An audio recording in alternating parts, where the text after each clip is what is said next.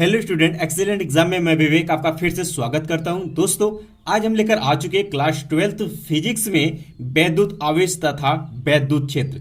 जी हाँ दोस्तों, इसमें बहुत ही बेसिक क्वेश्चन डिस्कस करेंगे।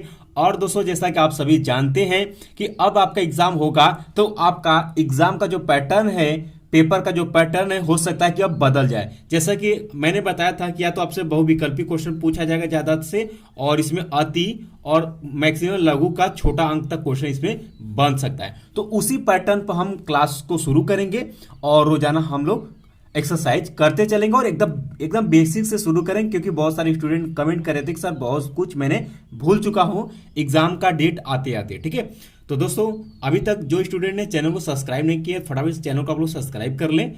और दोस्तों बात करते हैं कि क्लास को शुरू करने से पहले क्लास को आप लोग लाइक करिए और ज़्यादा से ज़्यादा अपने दोस्तों में शेयर करिए। कोई प्रॉब्लम होती है तो भी आप हमें कमेंट बॉक्स में कमेंट कर सकते हैं, या फिर दोस्तों आप हमारे व्हाट्सएप ग्रुप से भी जुड़ सकते हैं।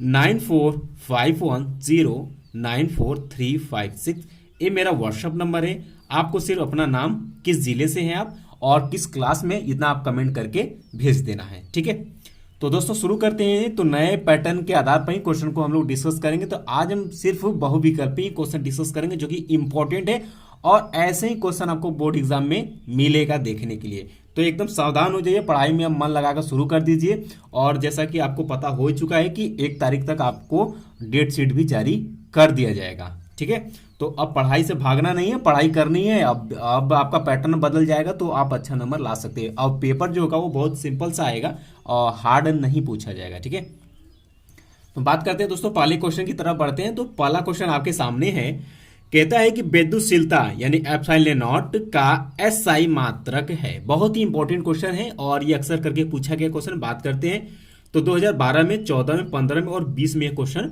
पूछे जा चुके हैं। अगर आपको आंसर पता, जरूर हमें कमेंट बॉक्स में कमेंट करके बताइए कि कौन सा इसका आंसर सही होगा। अगर मान लेते हैं कि अगर आपको डायरेक्ट आंसर नहीं पता है तो किस तरीके से आप सरल करके आप आंसर सही टिक कर सकते हैं। ठीक है, तो दोस्तों आपने कूलाम सलाह पढ़ा होगा, यानी कि यानी कि कूलाम का नियम पढ़ा होगा। आपने क्या पढ़ा था भाई? आपने पढ़ा था F = 1/4 pi epsilon into Q1 Q2 अपान के आर स्क्वायर, यही पढ़ा था। और हमें किसका मात्रक चाहिए? इसका मात्रक चाहिए, एप्सिलॉन नॉट का। इसको इधर लेकर जाते, इसको इधर लेकर जाते, और ये 1/4 पाई एप्सिलॉन एक क्या है, कांस्टेंट, इसको छोड़ देते हैं। ठीक है, तो ये हो जाएगा एप्सिलॉन नॉट इक्वल टू हो जाएगा आपका Q1 Q2 अपान के एफ इंटू क्या हो जाएगा, आर स्क्वायर। अब आप भली भांति जानते हैं, क्या जानते हैं भाई? एप्सिलॉन नॉट इक्वल टू क्या हो जाएगा, क्यू। क्यू क्या है? आपका आवेश है। इसका मात्रक क्या होता है भाई? कूलाम होता है। तो एक कूलाम यहाँ पर, एक कूलाम यहाँ पर, तो क्या हो जाएगा, कूलाम का स्क्वायर हो जाएगा। ठीक है, ये हो जाएगा कूलाम स्क्वायर, बटे है तो पर लगा देंगे। ये क्या आपका बल है, या क्या आपका बल? बल का मात्रक आप जानते हैं क्या होता है, न्यूटन होता है। इंटू ये है, यहाँ पर आर क्या है, आपका दूरी है, तो यहाँ क्या हो जाएगा, मीटर स्क्वायर हो जाएगा। फटाफट आप ऑप्शन में मिलाइए, कूलाम स्क्वायर पर न्यूटन मीटर स्क्वायर। तो पहला ही ऑप्शन आपका क्या हो जाएगा, सही हो जाएगा, कूलाम स्क्वायर पर न्यूटन मीटर का। इस तरीके से हम क्वेश्चन को सरल करेंगे। अब आप हमें कमेंट बॉक्स में कमेंट करके बताइए कि एप्सिलॉन नॉट का बीमा।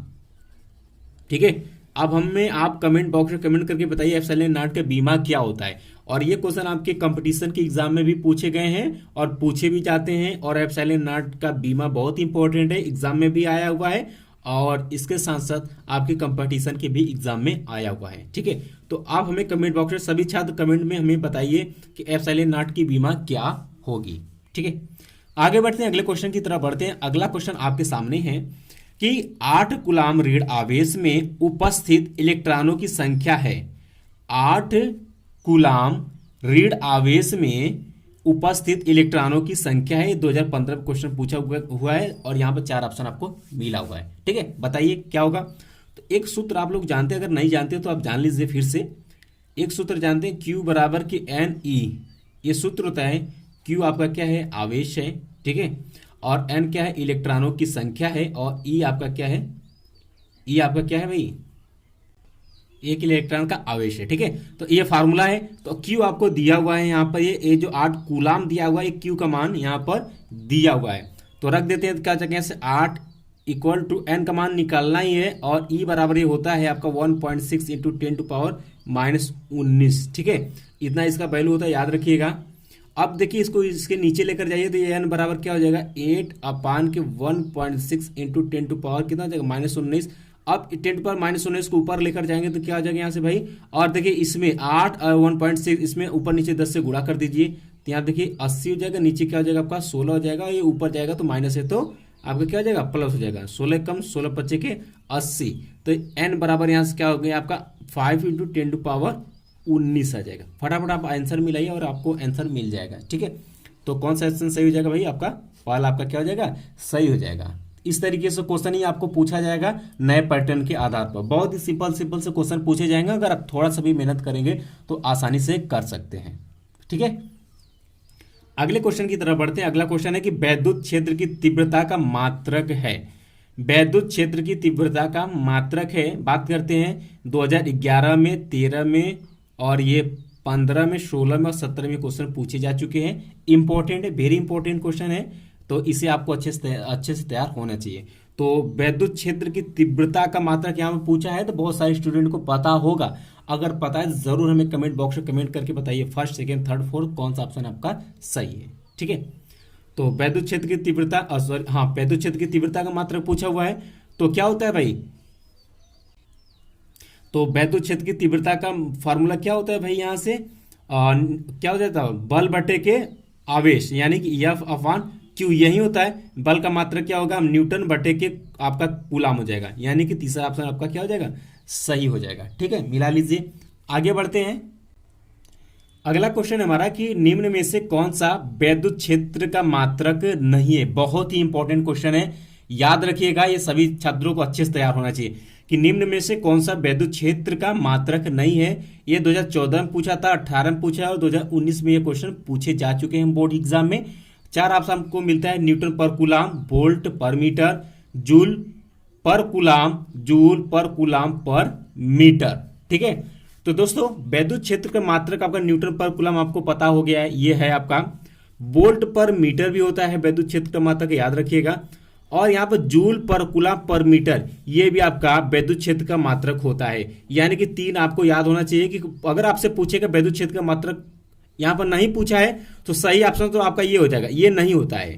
ठीक है, तीसरा ऑप्शन आपका नहीं होता है, वैद्युत क्षेत्र का मात्रक जूल पर कूलाम नहीं होता है। लेकिन ऑप्शन में नहीं के लिए पूछा है तो इसको आप करेक्ट करेंगे, और ये तीनों आपके क्या होते हैं। याद रखिएगा, इंपॉर्टेंट है, इसमें से कोई भी ऑप्शन मिलाकर आपसे पूछ सकता है, या फिर आपसे क्या है वैद्युत क्षेत्र का वैद्युत क्षेत्र का मात्रक है, आपको इसमें से एक देगा, तीन कोई और देगा, आपसे पूछ सकता है। सिर्फ तीनों इसका मात्रक आपको याद होने चाहिए। इसके बाद दोस्तों अगले क्वेश्चन की तरफ बढ़ते हैं। अगला क्वेश्चन हमारा कि वैद्युत फ्लक्स का मात्रक इंपॉर्टेंट है, और मैंने आपको बताया है कि देखिए इस बार जो क्वेश्चन पूछा जाएगा वो हाईलाइटेड क्वेश्चन ही पूछे जाएंगे।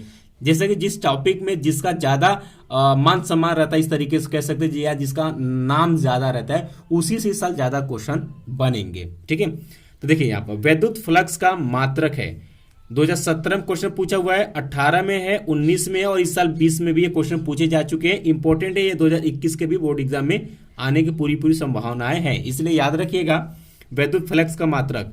चार ऑप्शन आपको मिलता है, newton per coulomb, volt meter, volt per metre, और यहाँ पर क्या हो जाएगा आपका भाई न्यूटन मीटर पर कूलाम यहाँ पर आपका हो जाएगा। तो आपको बताना चाहेंगे यहाँ पर आपका सेकेंड ऑप्शन। तो राइट आंसर की बात करते हैं तो वैद्युत फ्लक्स का जो मात्रक होता है वह वोल्ट मीटर होता है। आप फार्मूला पढ़े होंगे, वोल्ट मीटर होगा। ठीक है, अब यहां पर फिर आप हमें कमेंट करके बताइए कि वैद्युत फ्लक्स का फार्मूला क्या था, सूत्र क्या होता है। आप लोग कमेंट बॉक्स में कमेंट करके हमें बताइए, जरूर बताइए कि वैद्युत फ्लक्स का फार्मूला क्या होता है। मात्रक मैंने बता दिया, तो फार्मूला आपको बताना है। तो ये देखिए, ध्यान सुनेगा, वोल्ट मीटर होता है, ध्यान सुनेगा। और यहाँ ऑप्शन में एक तीसरा दिया हुआ volt per metre, volt per metre, ये क्या है वोल्ट मीटर। तो वैद्युत फ्लक्स का मात्रक क्या होगा, वोल्ट इनटू मीटर होगा। अगर वोल्ट पर मीटर कर देगा तो ये ये वाला क्वेश्चन चौथे में हमने क्या बताया, ये किसका मात्रक हो जाएगा भाई, ये आपका वैद्युत क्षेत्र का मात्रक हो जाएगा। ये आपका वैद्युत क्षेत्र का मात्रक हो जाएगा। इसलिए ऑप्शन जब मिलेगा तो पहले अच्छे से क्वेश्चन को पढ़ना है, चारों ऑप्शन को पहले ध्यान से समझना कि इसमें लिखा क्या है। आप देखिए यहाँ volt meter, volt per metre, तो आप तुरंत यहाँ पर भी मार सकते थे टिक, लेकिन आपको करना क्या है कि अच्छे से पढ़कर तब आपको टिक करना है, श्योर होकर। ठीक, आगे बढ़ते हैं अगले क्वेश्चन की तरफ।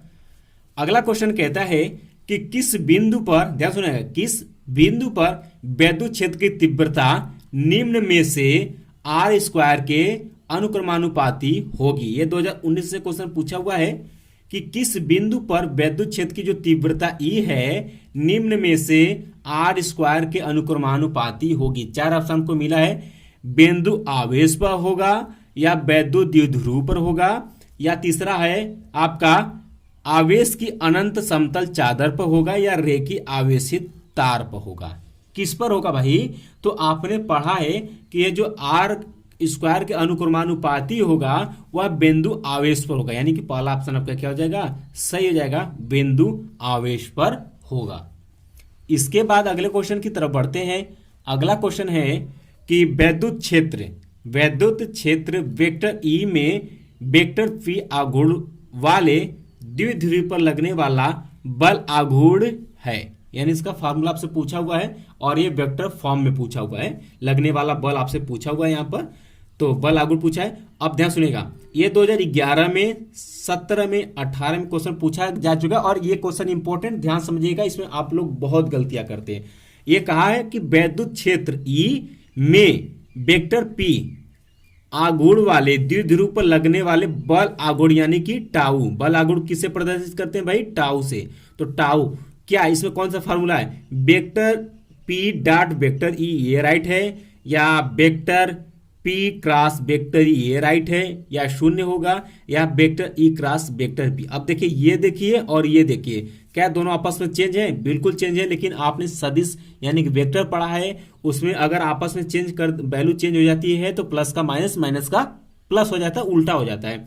तो दोस्तों आपने पढ़ा होगा कि सदिश रूप में, ध्यान सुनिएगा, सदिश रूप में आपका बल आघूर्ण यानी कि टाउ जो होता है वह वेक्टर टाउ इक्वल टू होता है आपका वेक्टर पी क्रॉस, ध्यान से, vector P cross vector E होता है। ये आपका सूत्र होता है, याद रखिएगा। इसको आपस में चेंज मत करिएगा, ध्यान सुनिए सभी छात्र, ध्यान दें, इसको आपस में चेंज मत करिएगा, नहीं तो प्लस का माइनस, माइनस का प्लस हो जाएगा और आपका आंसर गलत हो जाएगा। तो राइट आंसर कौन सा हो जाएगा, vector P cross vector E होगा, पहले पी फिर उसके बाद ई आएगा, यानी सेकंड ऑप्शन सही हो जाएगा। ये आप अगर टिक करते हैं तो आपका आंसर गलत माना जाएगा, इसलिए राइट आंसर कौन सा हो जाएगा आपका, सेकेंड। ठीक, अगले क्वेश्चन की तरफ बढ़ते हैं। कहता है यहां पर कि 0 केल्विन ताप पर शुद्ध अर्धचालक है, 0 केल्विन ताप पर शुद्ध अर्धचालक है। चार ऑप्शन आपको मिलता है, चालक, प्रतिरोधक, शक्ति स्रोत, विद्युत रोधी। तो 0 केल्विन ताप पर जो शुद्ध अर्धचालक होता है वह विद्युत का रोधी होता है, यानी कि चौथा ऑप्शन सही हो जाएगा, विद्युत रोधी होगा, ये आपका राइट आंसर हो जाएगा। तो ये दोस्तों ये टोटल 8 क्वेश्चन मैंने आज के क्लास में डिस्कस किए हैं और ये बहुविकल्पी से हैं और इस 8 क्वेश्चन में से एग्जाम में आपसे 4 तक क्वेश्चन पूछे जा सकते हैं। इंपॉर्टेंट है, एक भी क्वेश्चन को आपको छोड़ना नहीं, अच्छे से इसको तैयार करते हुए आगे बढ़ना है। बाकी दोस्तों जो रिस्पांस आएगी वह 1 जून को आपको डेट शीट क्लियर हो जाएगी, कब आपकी एग्जाम होगी, और पैटर्न भी आपको पता चल जाएगा कि किस पैटर्न पर आपसे पेपर लिया जाएगा। फिलहाल में आपको करना क्या है, बहुविकल्पी तैयारी करिए और छोटे टाइप के जितने भी क्वेश्चन उसी को आपको फिलहाल में तैयारी करना है। ठीक है, तो दोस्तों आई होप कि आज का क्लास आपको अच्छे से समझ में आ गया आएगा। फिर भी कोई भी प्रॉब्लम होती है तो आप हमें कमेंट बॉक्स में कमेंट कर सकते हैं या फिर आप हमें व्हाट्सएप मैसेज भी कर सकते हैं। तो दोस्तों चलते चलते क्लास को अभी तक लाइक नहीं किया, फटाफट इस क्लास को आप लोग लाइक करिए, शेयर करिए। अगर चैनल पहली बार है तो चैनल को जरूर सब्सक्राइब करें ताकि जितने भी क्लासेस चले उसे पढ़कर आप बोर्ड एग्जाम में अच्छा नंबर ला सके और आपके साथ में कंपटीशन की भी एग्जाम की तैयारियां का क्लास शुरू होगी। मिलते हैं दोस्तों नेक्स्ट क्लास में, तब तक के लिए जय हिंद, जय भारत।